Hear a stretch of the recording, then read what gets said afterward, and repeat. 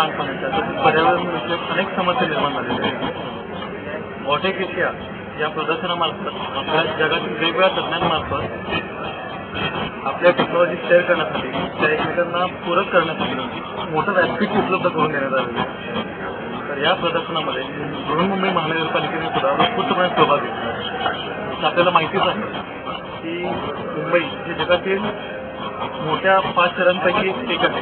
त्याची लोकसंख्या, त्याचा होणारा विकास हा अतिप्रचंड असा आहे।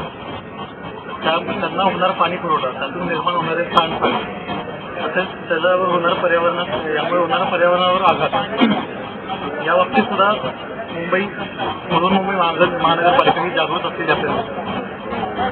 एवढ्या मोठ्या लोकसंख्येला होणारा पाणी पुरवठा तो कसा होतो, काय होतो, त्याच्यासाठी नवीन नवीन टेक्नॉलॉजी आपण कुठला यूज करू शकतो,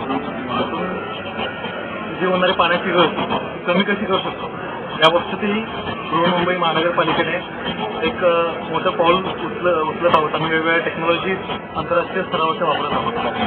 तसेच जर ज्याप्रमाणे पिण्याचं पाणी त्याचप्रमाणे आपण सांडपाण्याच्या बाबतीतही तेवढंच जनजागृती करण्याचा प्रयत्न करतो।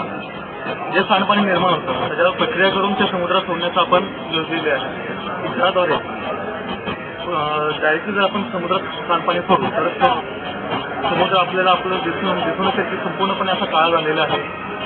त्यातलं जे होणारी मत्स्योत्पादन आहे त्याच्यावरही फरक पडलेला आहे। पर्यायाने पर्यावरणावर फरक पडलेला आहे। आपण जे सांडपाण्यावर प्रक्रिया करतो त्यासाठी बृहन्मुंबई महानगरपालिकेने मुंबई मलनिस्सारण प्रकल्प हा एक मोठा प्रोजेक्ट हाती घेतलेला आहे।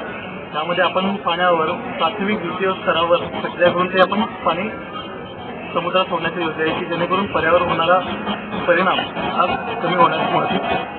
तर वॉटेक एशिया यांच्या मार्फत ज्या आपल्याला जसं इस्रायलची टेक्नॉलॉजी आपल्याला पाहायला मिळेल की जिथे रियूज जास्त आहे, तर त्याचाच इम्प्लिमेंटेशन आज ना उद्या आपण मुंबईत करण्यासाठी नक्कीच प्रयत्न करू। आणि हे जे वॉटेक एशियाचा प्लॅटफॉर्म आहे तो ज्याप्रमाणे भारतीयासाठी मुंबईसाठी त्याप्रमाणे बाकीच्या देशांसाठी सुद्धा एक उपयोगी पडेल अशी अपेक्षा करतो। धन्यवाद।